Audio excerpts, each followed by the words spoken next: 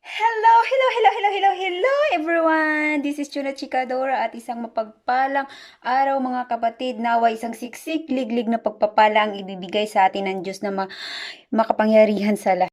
1, 2, 3, come on!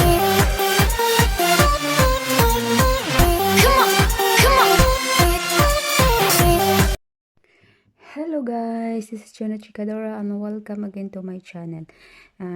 This video is a fast run through version of my how to solve Rubik's Cube on a 3x3 for a beginner.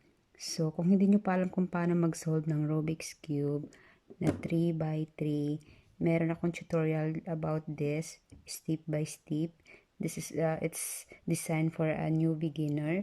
Kung new beginner pa lang kayo sa Rubik's Cube at nais nyong matuto, meron po akong tutorial about that.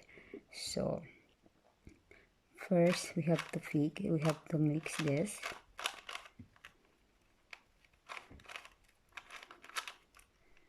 So, yeah, I think it's mixed now. So, all you have to do, guys, is to decide which center you want. So, yeah. Kagaya ng tutorial ko, step by step, I choose orange center. So, now, I will choose again orange center. So, it's up to you, guys, kung anong center yung gusto nyo. Either orange, white, red, green, yellow, or whatever. So, now, the first step is to solve the top and the first layer. So, let's start.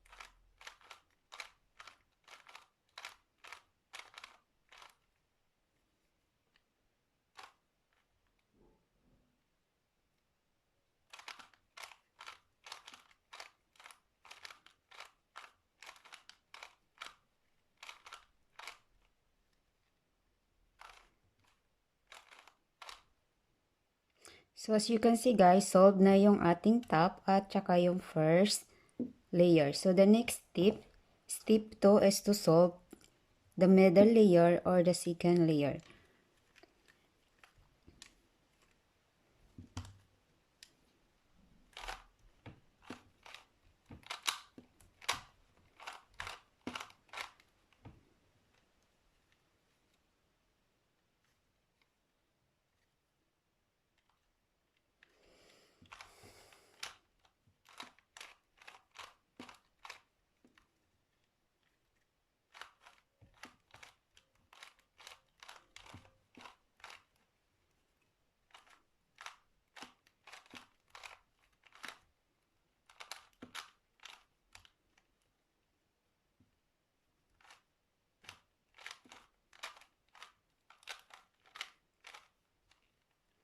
So, as you can see, guys, solved na yung ating middle layer or the second layer. So, the next step is yung bottom layer natin.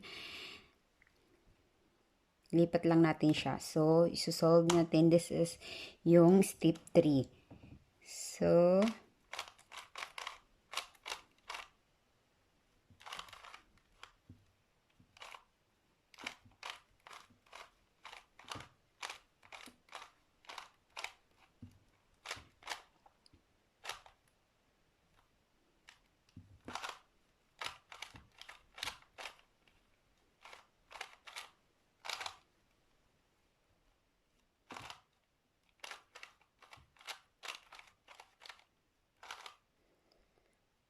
voila, and it's solved, guys.